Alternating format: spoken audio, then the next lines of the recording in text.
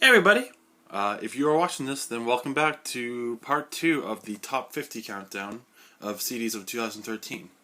I'm sorry for the length of the last one.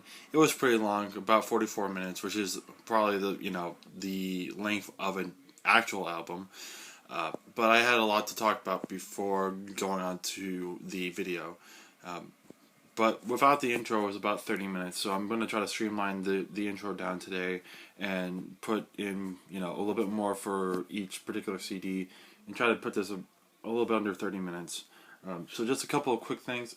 If you hear any noise in the background, that's my roommate listening to the World Cup, so sorry about any background noise. Two, if you write anything in the comments, do realize that, this is still part 2 of 5. So even if you don't see a particular album just yet, there's still 30 more to go after this. So don't type in, where is this? Just wait for the end. And then if you don't see yours, post it up. Because there are a lot of albums I still haven't listened to yet. I listened to 170, but that doesn't mean I listen to everything. So if you have a suggestion after all this, type it in, let me hear it. Maybe it will make my list eventually. Also, if you want to, at the end, see all the CDs I listened to, I'll put them on somewhere on YouTube. I can put a PDF or something like that of it, just to show you guys how much work I put into this. And finally, bear in mind that these CDs are, I guess, of my biases, because people think that just because I'm a vocal jazz major, I have to listen and love every jazz album like it's the best thing ever. Whereas a lot of other people think that because I listen to metal, that's the thing that I have to listen to, and love. I'm somewhere in the middle. I grew up with rock, with grunge, with a lot of that stuff. I developed a love for jazz throughout college, and then I listened to a lot more progressive stuff, a lot more alternative in my later years. So there's going to be everything on there. I'm not going to appease every fan. This is my list, and if you agree or disagree, let me know what you think. If you disagree, tell me why. Tell me your list. I would love to see it, because that's the amazing thing about music, is that we can have our own lists and everyone can be right. So without further ado, let's get on to the rest of the countdown. So we're going to be starting with number 40, and this is John Fogerty's "Wrote a Song for Everyone." And just a quick background: my dad used to play a ton of CCR when I was a kid. I listened to it nonstop. It's probably their greatest hits is probably one of my favorite albums of all time. I love a lot of their stuff, and when I heard that about John Fogerty putting out a new album, I was curious because I didn't know what he was doing, and then I looked into it and I listened to it, and an immediate sense of nostalgia came back, because it was. The concept of this album was covers of, remastered ideas of all either CCR songs or John Fogerty songs, and a lot of them are some of my favorites are on. Some of my favorite CCR songs are on this album, and not only that, but he also did these songs with people that I know and I love in terms of musicians out there and current musicians. Give an example. The title track on the CD, "Fortunate Son," the first song, "Fortunate Son," was covered with Foo Fighters, and that was an awesome rendition to listen to, and just a great way to start it. Some other really, really good ones. The Zac Brown Band covered "Bad Moon Rising," and "Long as I See the Light" was covered by Morning Jacket. "Lodi" was covered by his sons, Tyler and Shane Fogerty. "Born on the Bayou" was with Kid Rock. "Someday Never Comes" was with Dawes. "Who'll Stop the Rain" was with Bob Seger. "Have You Ever Seen the Rain" was Alan Jackson. And really, really cool way to end this whole thing was Proud Mary with Jennifer Hudson. And the best part about this is not just covers. These are reimagined ideas of each of these songs in such a way that it has a lot of the same ideas, but it brings a new, fresh take to it. And I loved every part of it. And there were 2 other songs on there that were originals, and they actually did really well. Mystic Highway was really, really fun to listen to, and Train of Fools was also a really cool song, but it was also talking about, both of them were talking about, the longevity of life, and like the fact that when this album came out, he was 68. He turned 68. So he knows that, his time is almost up, and he expresses that through both of those songs. And honestly, I kind of see, the rest of this as like a way of transitioning, because, all these people that I just talked about are pretty big in their particular genres. So to pass these torches off to these particular people is awesome to see. But why is this not as high? Well, first off, it's a pretty long CD, tracks of about an hour, which isn't bad. I love all these songs.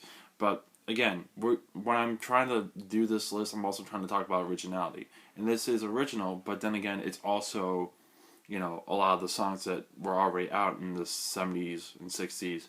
And it's not original enough for me, but it's an awesome CD. And I will not take anything away from that. If you love CCR, or if you love any of the bands I just talked about, take a listen to it, because it's really, really cool. Alright, number 39 is Avicii's True.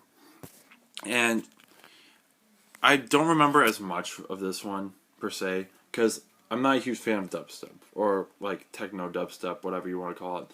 To me, it's very, like I said before, it's very repetitive, and it comes to a point where it overstates its welcome a lot. But what I really like about this CD is that it took, country ideas, like folk ideas, and blended it in such a way that works very, very well. And there's also a lot of cool people on there.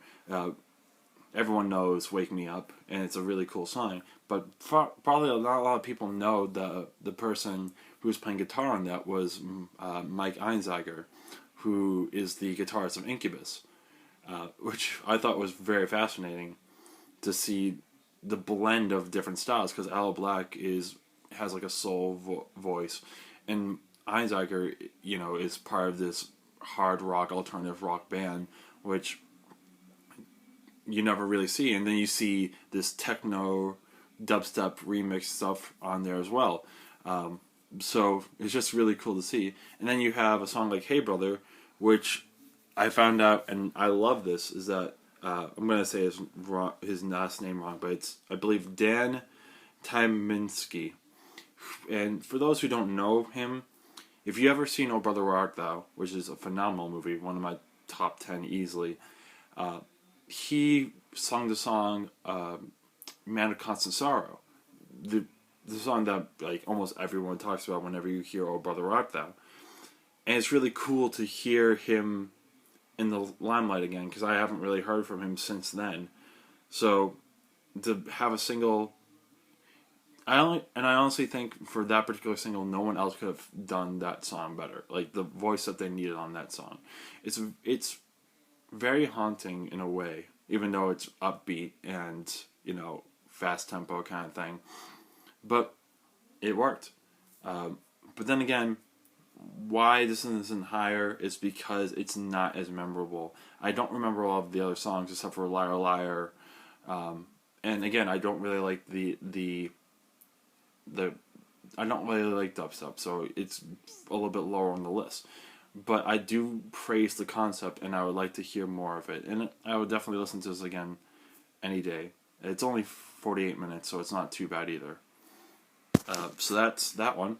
Then we got Haim, "Days Are Gone," at number 38. And this CD, I didn't really hear about this until my good friend Colleen played some of it in her car. And I thought it was cool, but I never really took the step to listen to it. And then I saw it in Rolling Stone, their top 50. It got number 31, and I was like, all right. I'm going to take a listen because apparently this is pretty good. And I was impressed.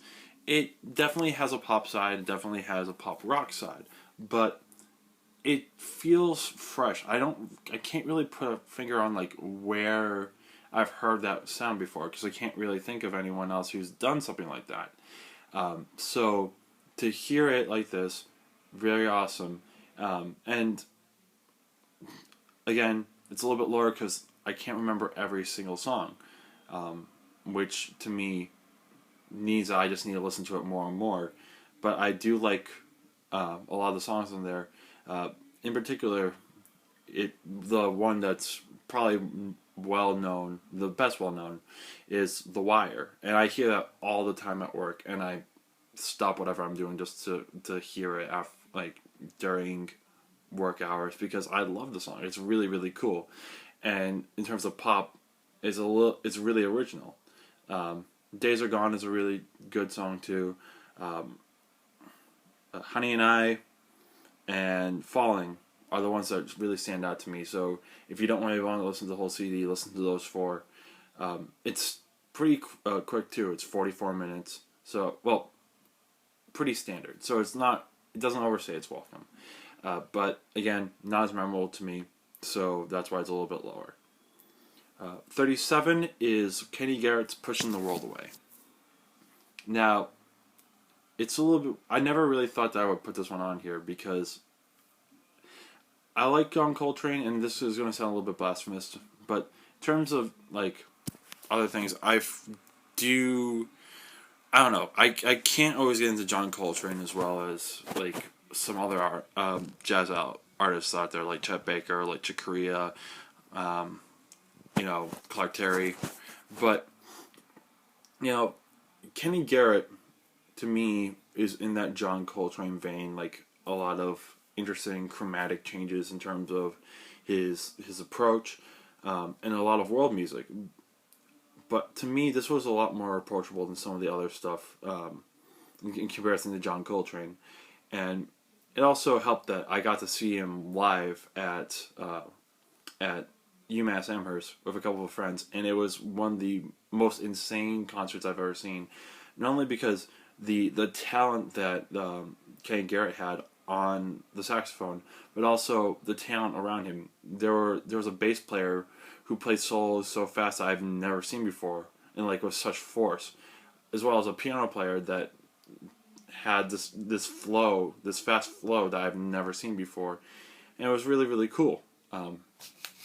So I went from that to finding out that that most of the work that he had, that he played on the concert, he had a CD that came out that year, 2013. So,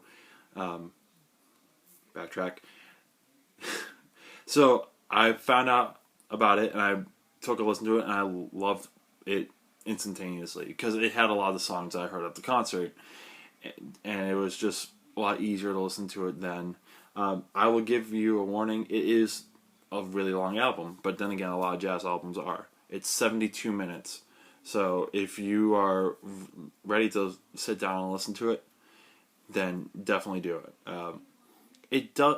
What I love about it is that there's a lot of world jazz concept. I mean, like jazz, but world music too.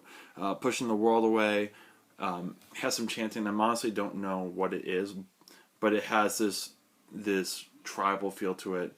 And then also the other things is that he does a lot of songs in homage to a lot of great jazz players. Jouvert, I think it's pronounced Jouvert, which is Jouvert, French name, is an homage to Sonny Rollins. And then there's a song called Hey Chick, which is a homage to Chick Corea. And if you listen to it, for any jazz fans out there, it has a lot of similar ideas to La Fiesta by Chick Corea. So you can definitely hear what he's paying tribute to. Also, there's some very, very slow songs that are beautiful, like Brother Brown. And then there's also a side of Helsinki, which has another type of feel. I believe it's Helsinki, Switzerland. It's either Germany or Switzerland or Sweden. I probably don't have either of those right. If someone in the comments, let me know. But it does have a European feel to it. And then you have Hosanna Jam, which has a more Asian feel to it. Oriental, Asian, and it's very simple, but it works very, very well. And then the song that didn't stand out to me, but it was more like, why is it on here? Is Say a Little Prayer, Diana Warwick's song. Say a little prayer for you, together, whatever. That song. As you can tell by my horrible interpretation of it, which was very interesting to hear because it was a lot slower, had a darker tone to it, but it worked very well.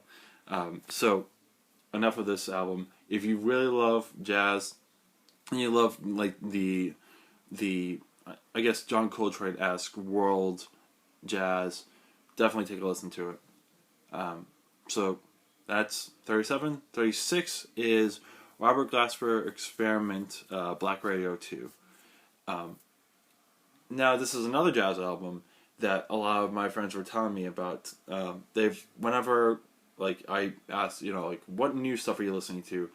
People are always going, Robert Glasper, you gotta listen to it. And every time, I can remember during classes, people were like, oh my god, it's almost out, can't wait for it. And this is, music majors we're talking about, where we study music constantly, so it's kind of hard to, be up and ready for a CD that's, when we're listening to all this other stuff that we have to do. But everyone told me about it, and it pushed off for a while, but I finally got around to it.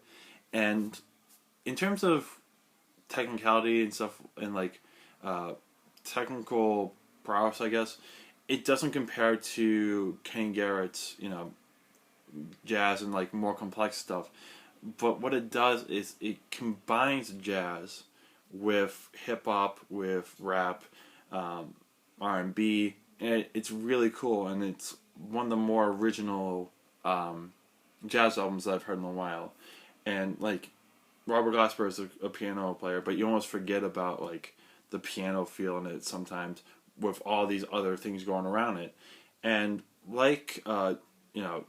John Fogerty's CD, he has a lot of people, that a lot of guest stars that come on. Snoop Dogg was on one of the songs. Lupe Fiasco was on one of the songs. Norah Jones, Brandy, Lila Hathaway, which I'll be talking about again. Another part of another part of these top 50 CD lists, because she was also on another one that was ranked highly for me. So remember that name. Common was on one of these songs, and it just the talent's there, but also helps blend this CD together and make it not just jazz album or a R&B album. A lot of the ones that stand out to me are Calls, I Stand Alone, and those are the ones that honestly stand out to me the most. Persevere is also another one. Again, I need to listen to this a little bit more because I've forgotten, honestly, a lot of the stuff that's on it.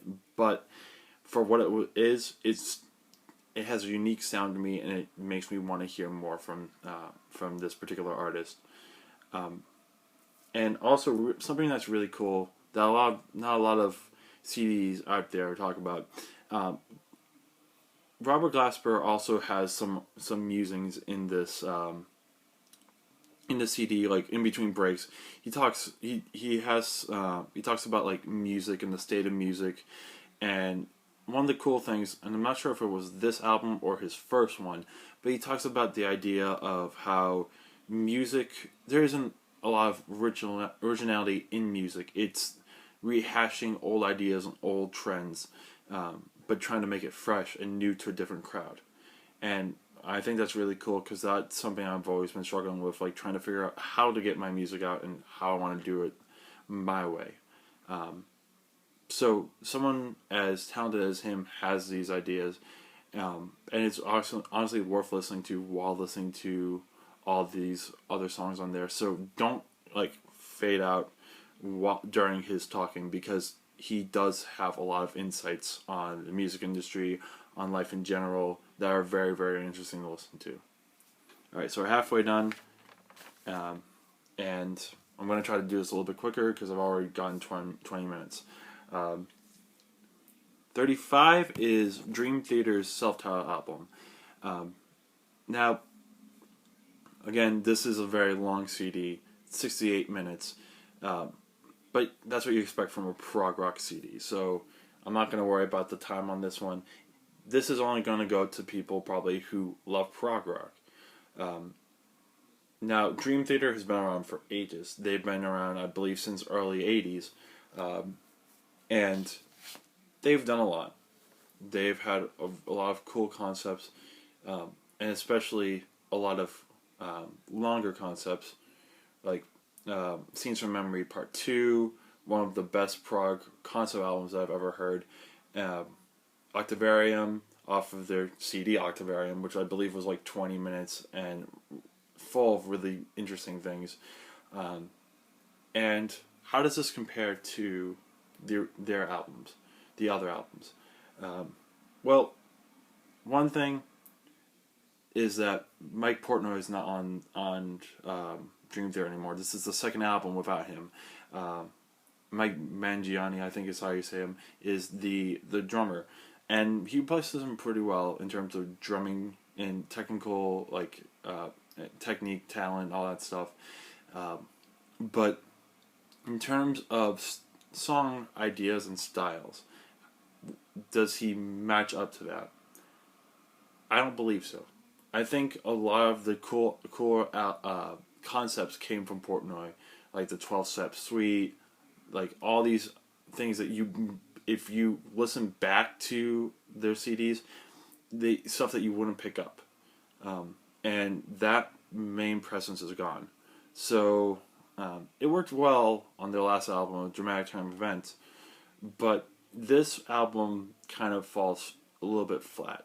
It's not saying that's a bad album. I completely enjoy it. It wouldn't be on the top 50 if not. But in terms of Dream Theater albums, it's not as good. Because, first off, I want to talk about their longest track, which is Illumination Theory, which is 22 minutes. And usually when they have like these longer ideas, they cut it up and have it in different steps. And they do it in this one. But this one is not as memorable. Like, Octavarium is long, but it has a lot of amazing parts to it. All these other ones out there that I can't really think of off the top of my head. When I listen to Illumination Theory, it just doesn't stand out to me. It's not memorable at all, which is kind of bad when you have that as your majority of your CD. It's 22 minutes out of a 68-minute CD. That's almost a third of it. So that's a big problem to me. But the rest of the songs are really cool, albeit a little bit cheesy. Along for the Ride is very, very cheesy, but a nice song nonetheless. The Enemy Inside, the lead single, got me hooked on the CD. It didn't push it enough to say I wanted this in the top 20 or top 15, but it's just a really, really cool metal song, and it was nominated for a Grammy, so it has to be somewhat good. So if you don't want to listen to the whole CD, just listen to The Enemy Inside. It's enough for Dream Theater fans out there. Also, The Looking Glass is kind of brings back the 80s feel. Like they're not their ballads, but like the in-between stuff. And it's really, really cool to listen to a song that reminds me so much of former Dream Theater. So those are really cool ones. And this is also the first time since Train of Thought that they have had 2 instrumental songs. So that kind of helps break up the repetition of songs. Enigma Machine's a really cool song. Really, really cool. One of their best instrumental songs. False Awakening Suite, not so much, but it's only 2 minutes long. It starts the CD, so it's not as good. So overall, great CD, just not as good as their original stuff. I'll probably put it in the middle somewhere. Not good, but not bad. Alright, 34 is Chance the Rapper's Acid Rap. This is one that I got off of the Rolling Stone Top 50, and I thoroughly enjoyed it. Because it ties in a lot of different things. It ties in, like, really cool tracks that you don't really hear in terms of rap albums. One of them that stood out to me is his song Nana, which at first I couldn't figure out what he was referencing, but then I listened to it more and it's like, this is Red Clay. And I showed all my jazz friends, it's like, this is Red Clay, this is the bass line to Red Clay. And it's really cool to hear that. And it has a lot of these more like, kind of like R&B feel, a little bit more, again, like acid rap. That's the best way of putting it. It has a lot of stoner ideas too. I mean, Cocoa Butter Kisses is about being stoned, you know, all these kind of things in there. Chainsmoker is also about just smoking all the time. So, from what I'm saying so far, it kind of seems like he's just a stoner, but there's a lot more to it. There's Everybody's Something is a really, really well thought out gospel-y type of rap song. Acid Rain's a very, very somber song. And there's a couple more that just talks about the maturity and, you know, the state of the world in terms of, like, you know, the ghetto and all that kind of stuff, and how people look on it. So it's a very smart album for a first album, and I highly recommend listening to it if you like this type of rap. It feels a little bit different from a lot of the other stuff. Like, I can't really fully explain it. It's something that you need to listen to in terms of if you like rap or not. So that's that one. Then we have 33, which is Alice in Chains, The Devil Put the Dinosaurs Here. I was highly on this CD since the get-go. I love Alice in Chains. I love older Alice in Chains, too.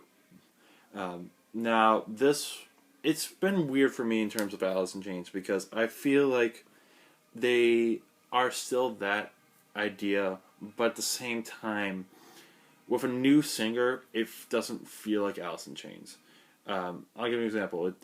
Like, Alice in Chains was one of the quintessential grunge bands out there during the time. Like, the four or five that I think of are Bush, Pearl Jam, Alice in Chains, Nirvana, and Soundgarden. So, you know, Lance Staley passed away after the third album, and it was unfortunate because he was a great singer and had a lot of emotion in a lot of his songs. You know, their second to last album, Black Is Way the Blue, they have a new singer, and I was really worried about it because, you know, how do you replace a legend? And they did it pretty well, but then again, it had a really different feel to it. It went, honestly, from grunge to more sludge rock, like this oozy, very slow pace, very heavy type of music, and that was still here in The Devil Put the Dinosaurs Here. This is, I don't know, it's not that it's not fun to listen to. There's a lot of good songs, but you feel the weight of every song. Like, Hollow is a very, very sludgy, like, get into there kind of song. Stone is another one of those. Not to say that all of them feel like that, but definitely a lot of them do. The Devil Put the Dinosaurs Here. Very in your face, very like just a lot of pressure, like sludge, just like dripping all over you kind of thing. but it's not all of them. Voices is a great song, and it's more of their style from the '90s, and it was really cool to listen to a song like that.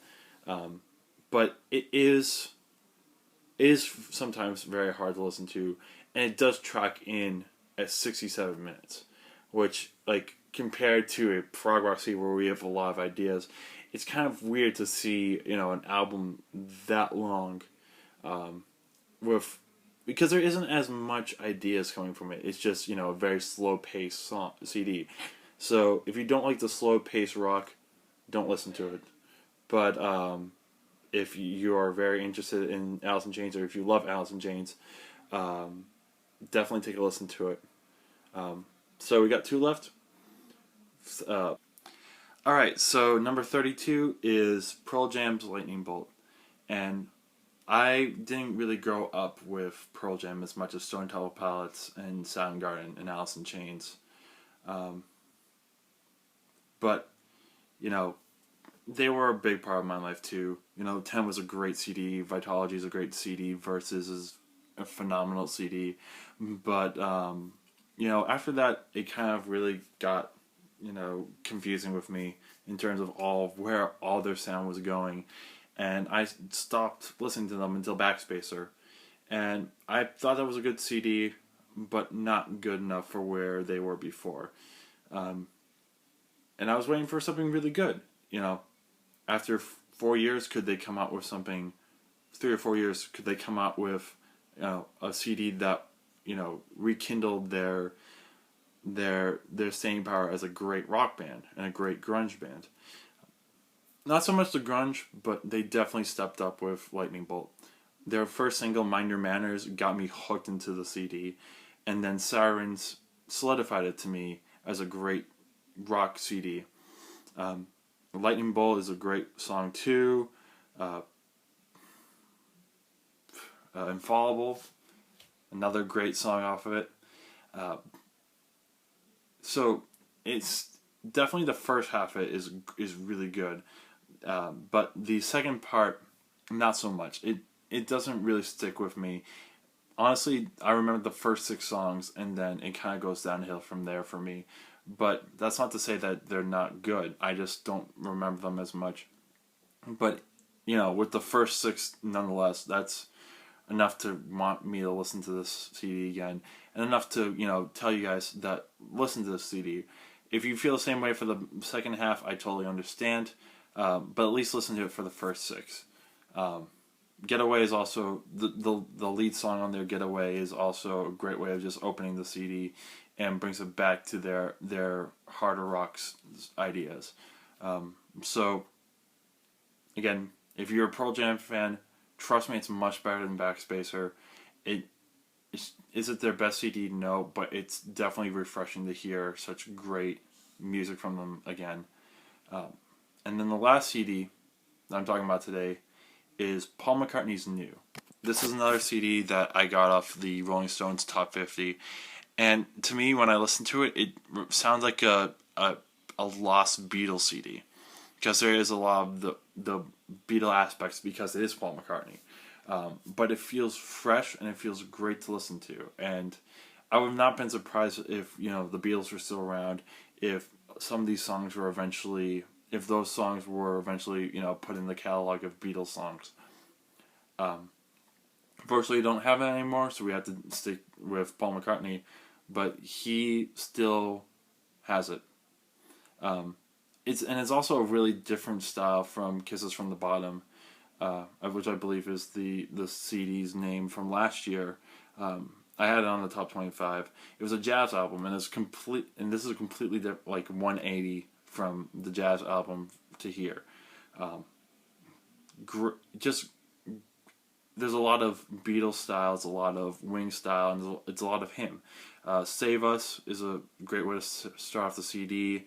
On My Way to Work, not as good musically, but in terms of lyrics, he still has it, and it's very, very subtle in the way that he presents it. It's a story, definitely story-driven song.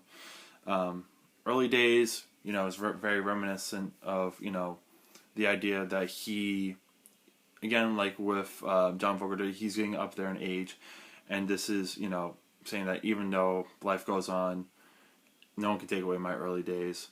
And then Appreciate is kind of the weirdest song to me on it, but it's really cool, and I feel like this was, if any of the songs, I feel like that song is most, you know, would have been like the Beatles now if they were still around, like where their sound would have been. And it's just really cool to hear it.